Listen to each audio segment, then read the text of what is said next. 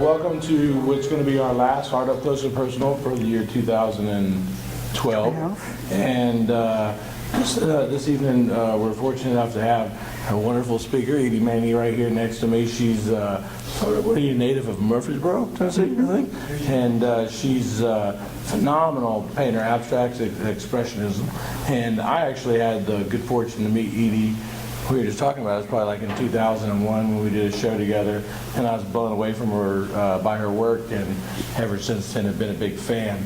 And I've been fortunate enough to do a couple shows with you here and there. Yeah. But she's pretty much shown everywhere around town that you'd want to show. Vanderbilt University Club, the Lou, Centennial Art Center, collected by the Vanderbilt Hospital, right, and St. Thomas Heart Institute, and some banks, Pinnacle, and who's some other bank? First Bank. First Bank, and CAO International. Can't forget those guys, the cigar guys, big collectors of her work. But anyway, anywhere you go around town, you're going to see her work, and I look forward to hearing her story to cap out this last lecture for the year. We'll resume again in February with Thomas Spake, glassblower from Chattanooga. Hope that you all attend then too. And I give the floor to my friend Edie Maney. Y'all for coming.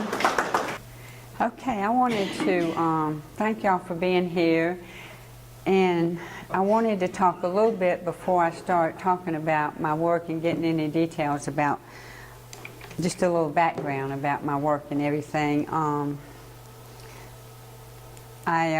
don't know whether I'm supposed to consider myself an abstract expressionist painter, which means that I paint non-objective and I paint the emotions, I paint with the colors, and you don't see any figure or realism. There we go. I paint acrylic on paper, canvas, and wood. And I have 3 styles of painting, and I wanted to go on because they're scattered throughout the lecture to tell you about.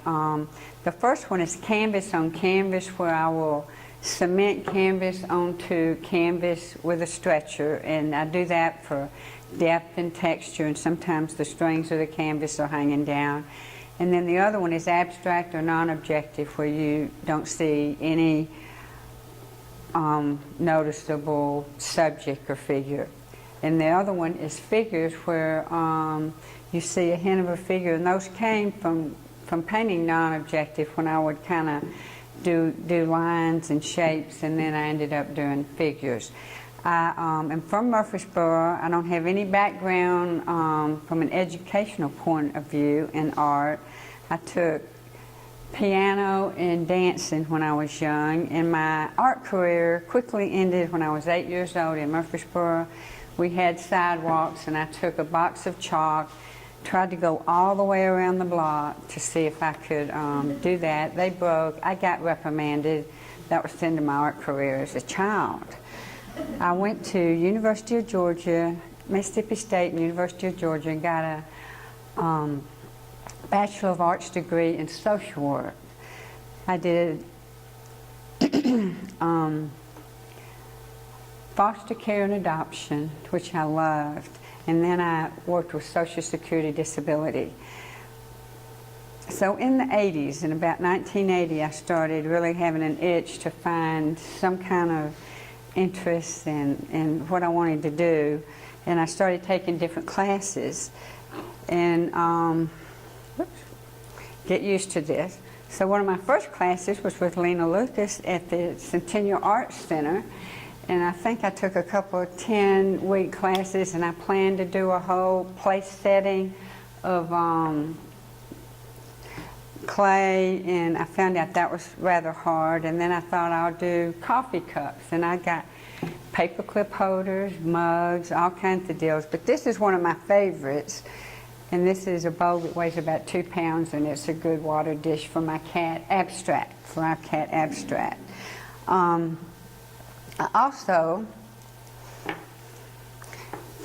went to the Appalachian Center for the Arts in Smithville and took marbleizing and batik and did scarves and everything, and that was a lot of fun. I also took basket weaving, calligraphy, and I also did ceramics where I did, where you would dig it out and everything. So finally I started taking painting classes, like drawing from Charles Brindley at Cheekwood, at Watkins, and small classes at the Centennial Arts Center, painting. But I really didn't know what I was painting. I was just mixing colors, and my sister is an artist too. So she encouraged me, and she painted animals. She painted horse races, polo, and she painted landscape. So I started doing some collage work in the 80s, and I would just take watercolor and then make figures out of them. This was one of my first few ones, Mrs. Till. And then I did collage with just mixed media, and I would take black, I'd paint watercolor paper black and just kind of paint in there. And then I started doing some mixed media, and I would just buy the paper. I tried to take a class on hand making paper out at the Appalachian School, and it was really hard. You have to put paper, like you can put any kind of paper, even copy paper, in a blender, but it was real messy and it would be real thick, and I had a hard time doing that. So I would buy paper that had already been made. And these is a series I did where I would paint on there and I'd have figures, and I called, and I would put a resin hardener on there, and it would dry, and it would be like one coat would be like 25 coats. And so this is another one of those called Family Matters, and these were small 12 by 12 pieces. So here are my sister's paintings, and she was a very well-known artist in the 70s and 80s, and she took at Watkins, and in 1992, she was the artist that did the horse painting for the steeplechase. And this was one of her paintings, and then the other one that I wanted to show you was her floral, which I have, and she did so well with negative and positives, and she recommended me start taking with Anton Weiss, who's a well-known artist in this area, and he had been director of art at Watkins. And so I signed up, and I wanted to do florals like my sister, and he said I couldn't, and I take pictures of flowers, and I would do dried flowers, and he says you need to learn design and composition. You need to know elements and principles, and then you can paint whatever you want. And so that's what I did. I changed my hours. I worked for the state, and I was working a 4.5-hour work week, and I would work an extra hour every day, and on Thursday I'd drive out to Fairview and take a class from 9 to 2:30, and then work the other three hours. And that was how I started. I did that for 6 years. So that was a real teaching. So I painted with him from 88 until 94, and then he left and went to moved to Arkansas, and so I started doing a little bit work with. I think I missed something here. I think there was one. In 91, he said, I was painting watercolor. He said, I think you should enter this in the Tennessee Watercolor Society. And I love watercolor and the transparency of it, and so I did, and it was up in Knoxville. They have 4 regions, the Tennessee Watercolor Society, and I'm still a member. One in Knoxville, one in Chattanooga, one in Nashville, and one in Memphis. So I got in the first show I'd entered, and that was kind of fun, and I kept on with that. And then the next painting, I started doing more acrylic, and acrylic is a water media, so it is acceptable to enter a Tennessee watercolor show if you do on paper with water media. And this, I was real excited. I won a Purchase Award, and this one is at Austin Peay University. And this kind of has a combination. I was starting to transition between watercolor and acrylic because I wanted to paint really big, and I wanted to maybe get into corporate.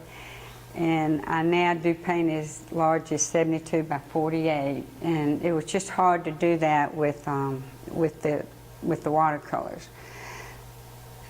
So this painting is was my most happy, prideful thing. Back in 2010, the judge was George James. And he's from California.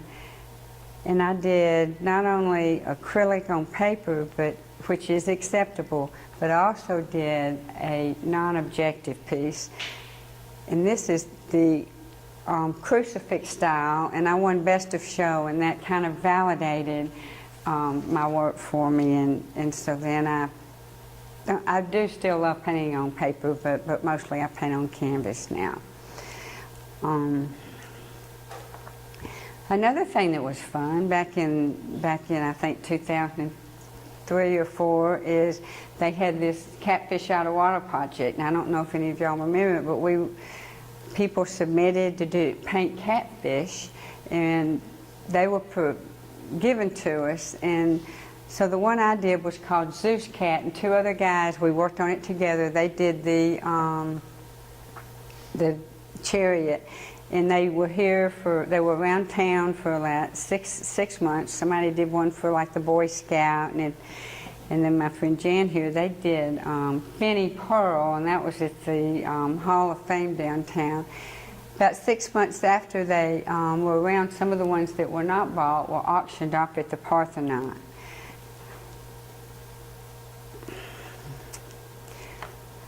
I started some conversation pieces, and it's fun to do a concept where you have an idea of what you're doing, and this was one of the first ones. And I was really getting into color, and I'm painting on canvas now. And this one's Conversation with TP, my friend Terry. She loves teal. She wears teal and lavender. She had strawberry blonde hair, and I painted all of her favorite colors. And the black is because she was going through a divorce when I was doing this painting. I did another one that I don't have called Conversation with Jack. This guy I met in February years ago and had a lunch date with, and I decided to paint all that energy. It was in the spring, and it had yellows and greens and some reds, and I called that Conversation with Jack. But 6 months later, Jack and I didn't work out. The follow-up painting was called Mistaken Judgment. So it's funny, I put a lot of time into naming my paintings so that you can get a feel for that. I realized that all the time after starting to paint that I would write my name with a little e and a big Maney, and somebody after I'd been painting for a few years says, you know, that's kind of like branding. You should hold on to that and keep doing that, and when you write any articles that are written, ask them to write your name that way. And so I had a show in Birmingham at the Marilyn Wilson Gallery, and they had done that with my name up there, and it holds now, and it's just kind of the way I sign my name. Another series I did was I call it the Vase series, but there's no way to write vase without it looking like vase, V-A-S-C. I guess if you never could figure that out, the French way of doing that, but I enjoyed those, and this was when I'm really, just really getting into learning about the canvas and manipulating it, and that's another vase series. I did about 7 of them, and then that's my wild green one. And then this is getting into my figure series, and on this one I was, when you paint something that large, it's like 30 by 40, it's right in your face. And so I looked up here and I saw this cute little sheep, and the eyes and the little nose and the little mouth, and I was going to make an ear. And then when I got back, I realized that I had made a face, and you know, you see the nose, you see the mouth, and all I had to do was just give a shoulder and name it the Stoic. And so I was, sometimes when you paint abstract, you know, everything comes from circles and squares, and just things kind of appear and you see things. And this is, whoops, I'm sorry about that, let me go back one. This was the other one of the big figures I did, and this is called Hanging Out with My Boa, and there's my signature earrings, and she's got a long hair, and there's her nose and her mouth, and there's her boa. And so that was this one. I got into painting on wood, and this is 42 by 42, and it's like quarter-inch, half. I mean, it is so heavy. So that one's probably one to keep. And then this is a couple more, and so just for making a shape, I do very abstract figures. And this is birthday elopement, and this was garden party. But I really enjoyed playing around with the different colors to make them work. This is in the shadow, where just the dark shadow becomes a figure. And then this was probably one of my other favorite series is Whiter Shade of Pale. And Whiter Shade of Pale, if y'all have heard that song by Poco Harum, I love it. And in 1967 was when that song came out. And I think I did the painting and then realized it reminded me of Whiter Shade of Pale, because it's kind of monocolors. And I had to give credit to the writers, Gary Brooker and Keith Reed. And so what I did was I downloaded all the Whiter Shade of Pale. Annie Lennox did it, Willie Nelson, Mariah Carey, and I downloaded about 9 different ones, and I started painting these Whiter Shade of Pale series. And I had a show at Arclectic at the University Club, University School, and I had one of these paintings in it, and this guy came and he said, you know, he said, I was just in England, and Keith Reed, I just talked to him, and maybe we ought to send him a note and see if maybe he wants to give you permission to use the title. And I thought, well, I don't think I have to ask, but that'd be great. Maybe he'd want to buy the painting. But anyway, I sent him a copy of the painting, and he said, that's nice. But that was kind of a fun little story, and I'll show you a couple more of my Whiter Shade of Pale series. And this is another thing that's kind of sometimes a signature. I do this little, you could see that in the other one. But this is canvas on canvas. And you can see how I cemented the canvas, and it just gives more texture. And so that's, even though it's non-objective, that's my canvas. That's one of my canvas on canvas examples. And then this is still another canvas on canvas, but this would be a figure painting, and this is called Whispers. But it was fun to just mix yellows and purples in with the different colors and get the light grays and do that series.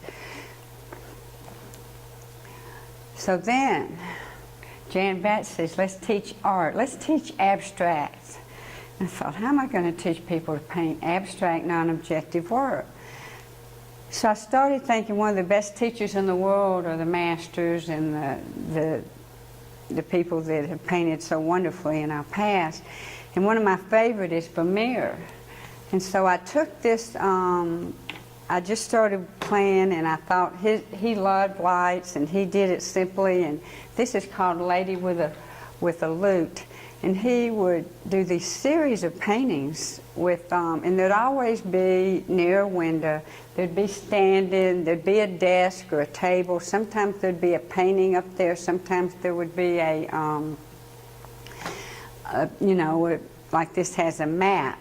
And so what I did was, I did a collage with those shapes. And you can see the desk. I did black. I took black contact paper, and I took just papers out of magazines and stuff, and I did the gold and I did the dark, and I just totally, abstracted it. And then, whoops, I am so sorry. You see the finished painting, and you can see, if you look right there, the darks and just my own interpretation and the lights here. And it's called Vermeer Transpires. So we really like that. And we still kind of use that as an example when we're teaching the class. This is my studio. And I think it was 2009, I decided I wanted to be in the Nashville International Airport. You could write a proposal.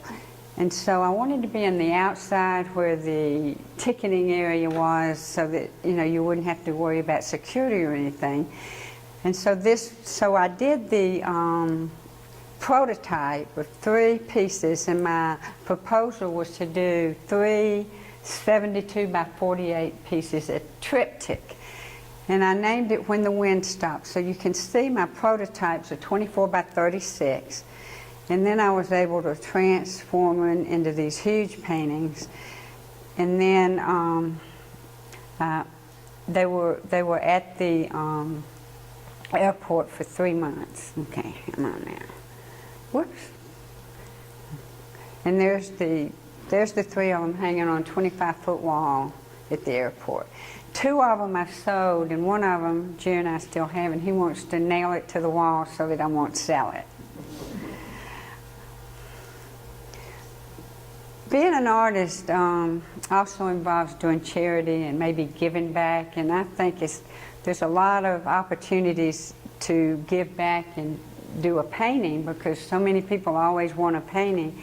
And this is the birdhouse thing and the W.O. Smith School of Music on 8th Avenue. They've got a beautiful new building now.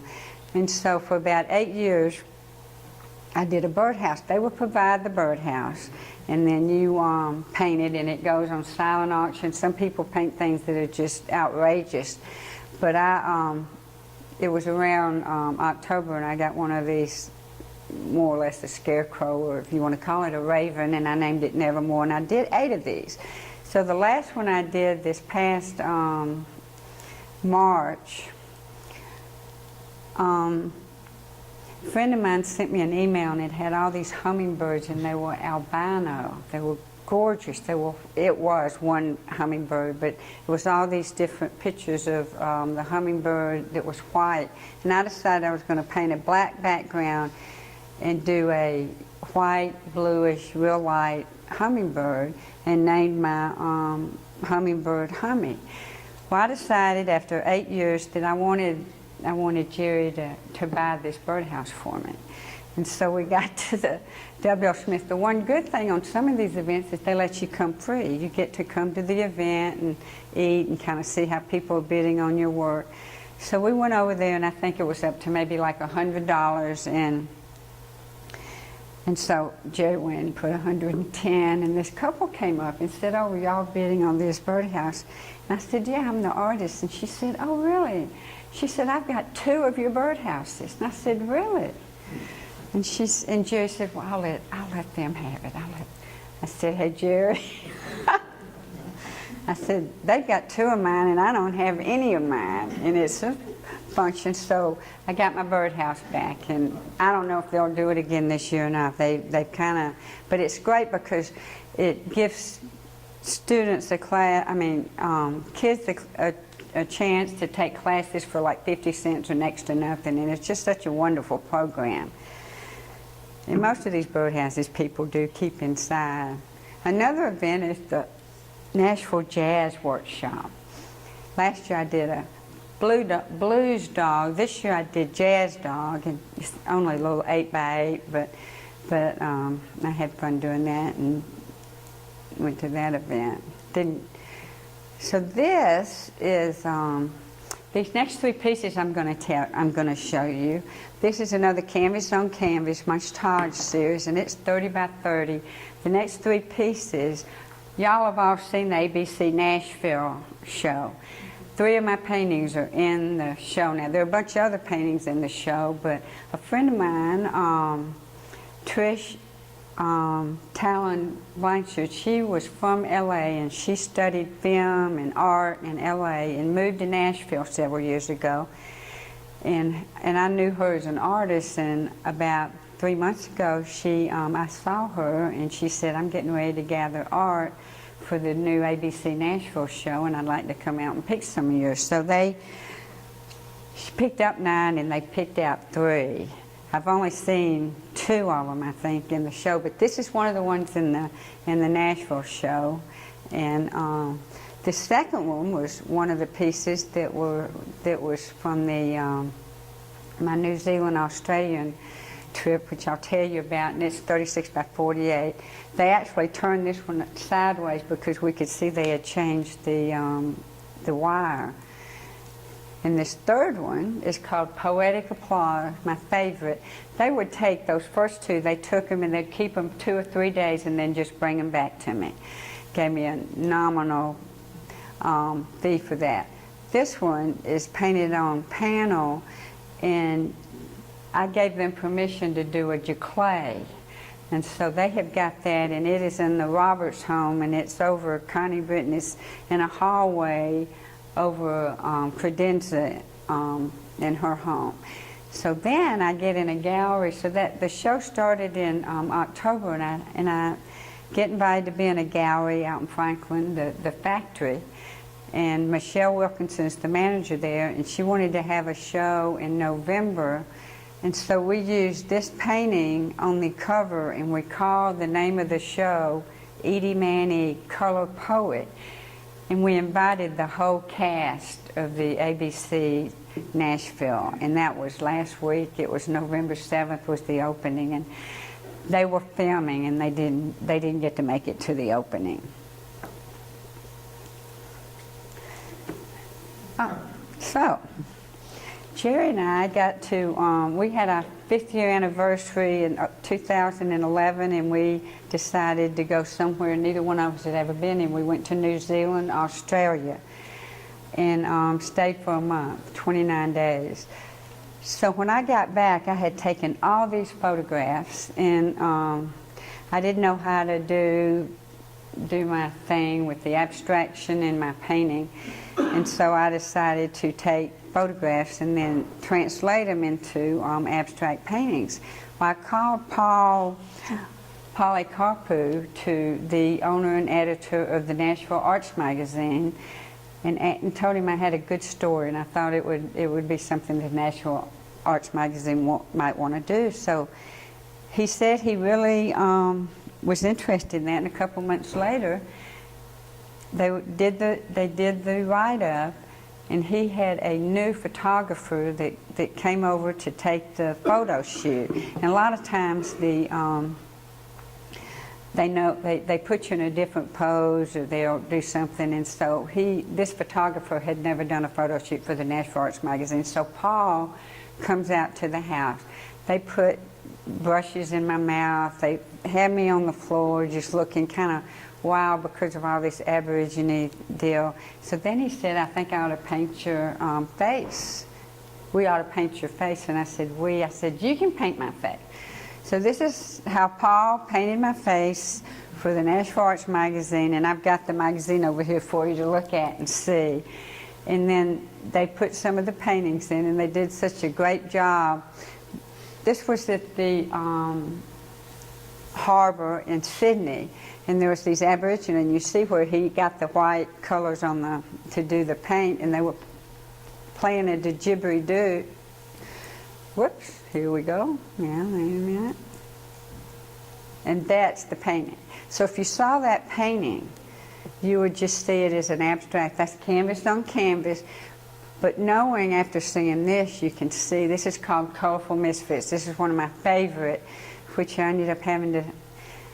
Collector of mine was at the show the other night, and they have 7 of my pieces, because as you can see, I'm all over the place and painting difference, and they wanted that, and it was not for sale, but because they're collectors and special, so this one is gone. They said I could rent it from them if I wanted to borrow it. And this was the other one, my other second favorite. We stayed in Sydney at the Renaissance Boutique. And so this was the boutique. And you can see how I painted that. You can see Jerry. You can see the car. And so it's just taking the shapes and manipulating them. I mean, like the photograph, the boutique was just right in the middle of the picture, but you can see how I gave it some, gave it a good composition and design. And this one was when we were getting ready to leave to go to Auckland from Sydney. The Christchurch, New Zealand, the earthquake happened. That right then, and we were getting ready to go to Auckland, which is in the northern island, and we were going to the south. We were going to be staying in Christchurch. But we did get to go down to Christ Church and see this building, which was a Parliament building. It was a beautiful old building of brick, and they were going to take that and take all the bricks and number them and try to rebuild it. They were going to have to tear down 1,200 buildings in Christ Church, and Christ Church is the most English church in New Zealand. And here's my painting that I did. Whoops. So I wanted to make it look more alive and lighter, and you can see the water things coming down, and then you can see how crooked they are here. And but you can kind of see how I did that. I had a show at the Centennial Arts Center, and also Scott Hodes was in there too with his glass, and a John Jenkins, or John Jackson. So, yeah. John Jordan. Yeah, that's right. And so we had the photograph right next to the painting, and it made a nice show, and that was the first my coming out for those. And then after that, I had a show at the Vanderbilt University Club showing that series. I think I had about 12. It was called Australia, New Zealand, On My Mind, and then some, ... and then some, ... were the paintings that didn't have anything to do with Australia, New Zealand. So I did this piece for a member of the Nashville Artists Guild, and there's about 30 members, and they brainstormed several months ago, half a year ago, and decided to do that they wanted to have a show at the State Museum. And I thought, boy, this is stretching it at the museum. But the museum was getting ready to have a show on the War of 1812.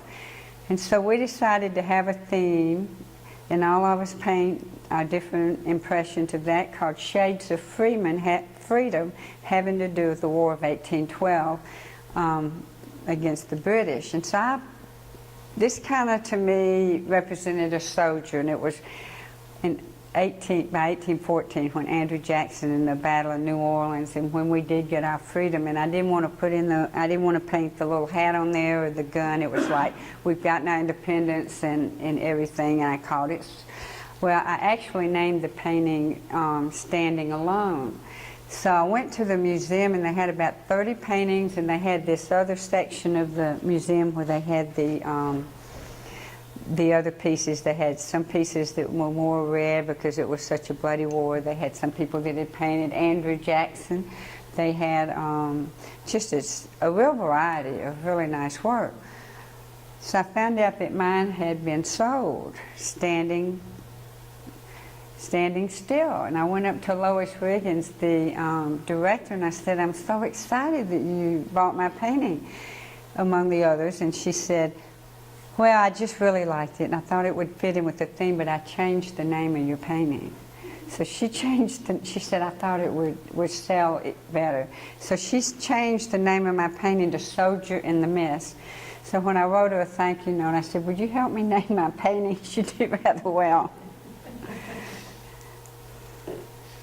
So this is the latest of my different series. A friend of mine, Camille Engel, and if you don't know her work, it's just extraordinary. She does,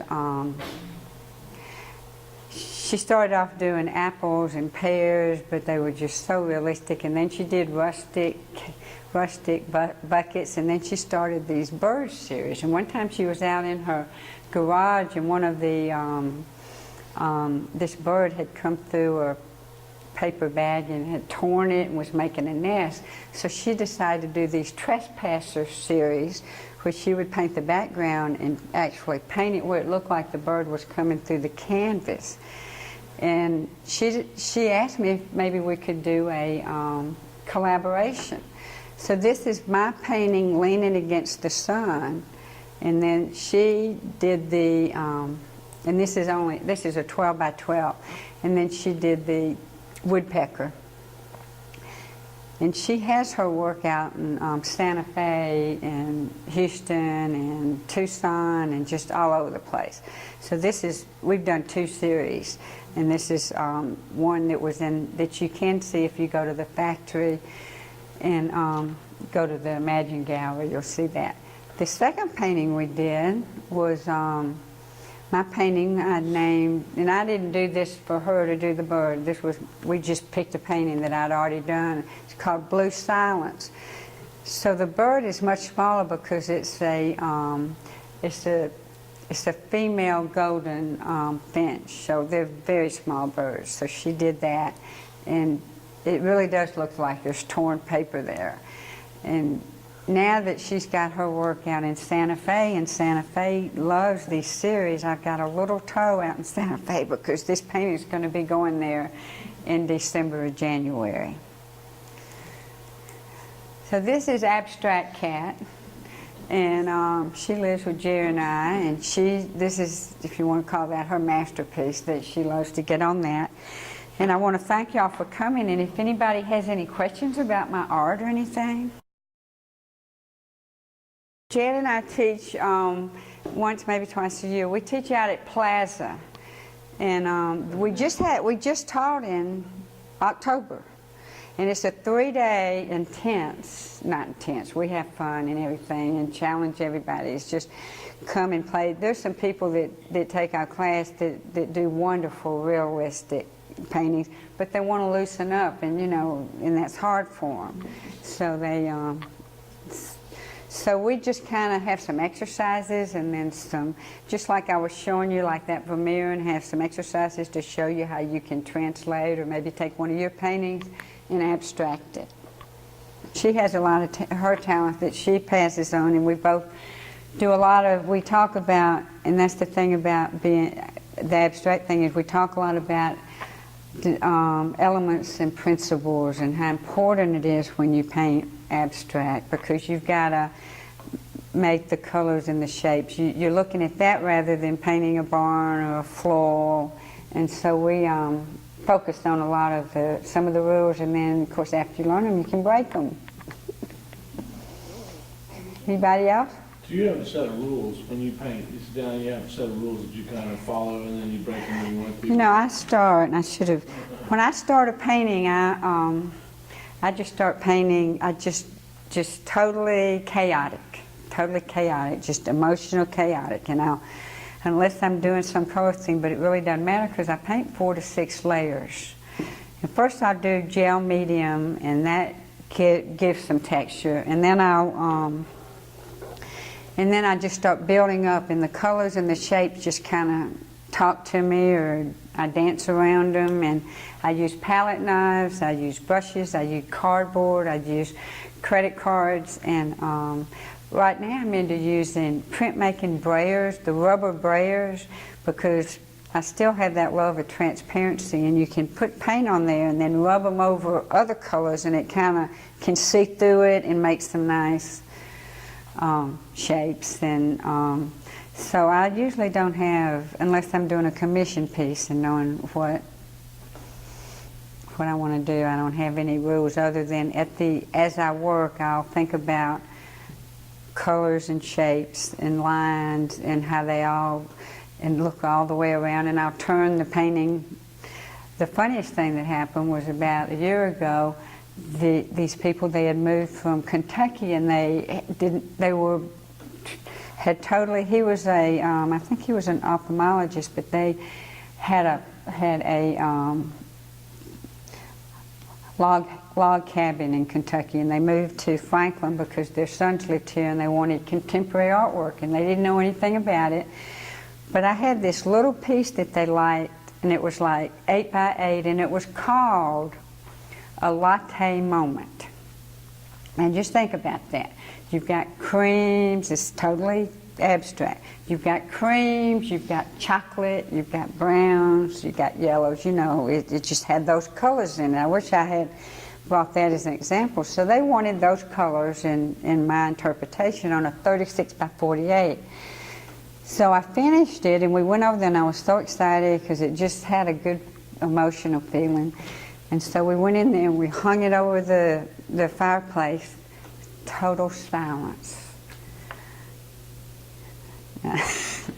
I said, you know, I think the size is right. It looks good over the, I mean, it was the worst. It was awful. Total silence. And they said, yeah. And I said, gosh, let me just, they said, can you leave it here for a day or two? And Jerry said, we'll leave it here for a week. And I said, but if you don't love it, I don't want you to have it. If you don't love it. So 2 days later, the gallery director says, you know, they really love it, but can they turn it upside down? And you know, sometimes things look different. You can turn them around, but whew. So that was fun. But you know, My question is, did you go back and re-sign it? yes. I did re-sign it, changed the wire. Well, thank y'all.